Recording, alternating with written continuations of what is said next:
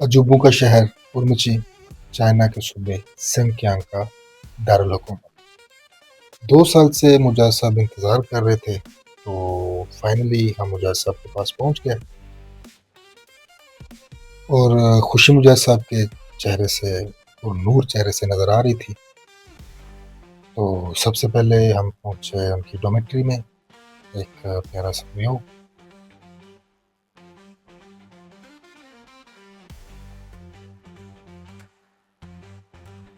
तो चलते हैं फिर यहाँ पे जहाँ पे मुजाहिद साहब खड़े हैं और साथ में पाकिस्तानी मिठाई और मुजाहिद साहब के शादीशुदा हाथों से बनी हुई कमाल की चाय।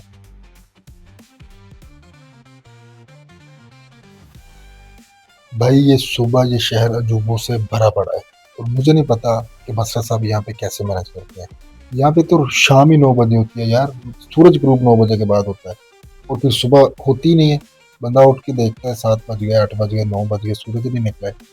तो ये बसरा साहब की जो है ना बसीरत है, कमाल उनका सब्र है, हौसला है कि वो यहाँ पे मैनेज कर रहे हैं।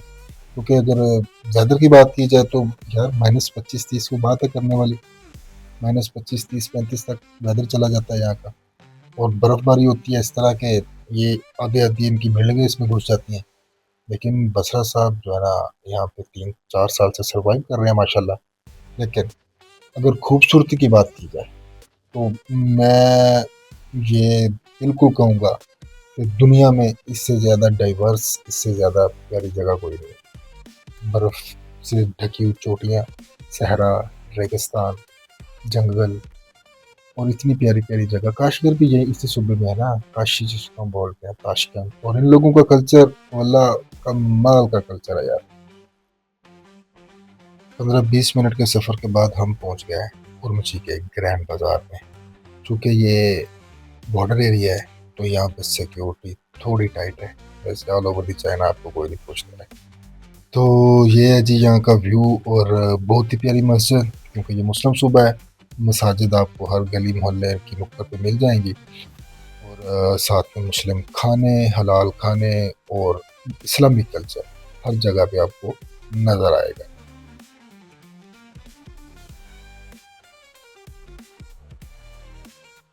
वैसे तो ये बाज़ार लोगों से खचाखच भरा होता है, लेकिन एक तो 9 साढ़े 9 बज गए थे शाम के और दूसरा सर्दी बहुत ज़्यादा थी।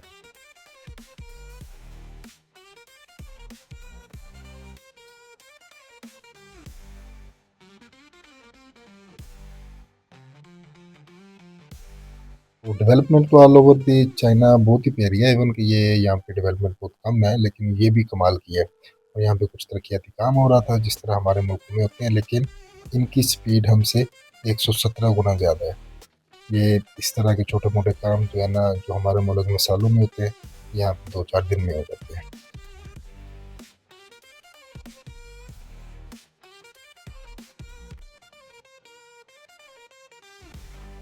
ये महफिलें होती हैं रक्स वगैरह की, जो ट्रेडिशनल रक्स होता है, लेकिन हम चूँकि लेट थे तो हमने उसको मिस कर दिया।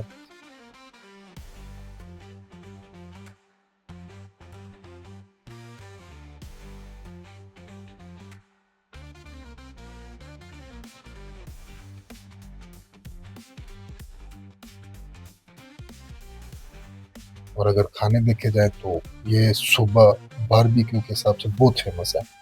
आप पूरा चाइना में अगर बारबेक्यू का नाम लें तो वो बोलेगा कि शिनचा।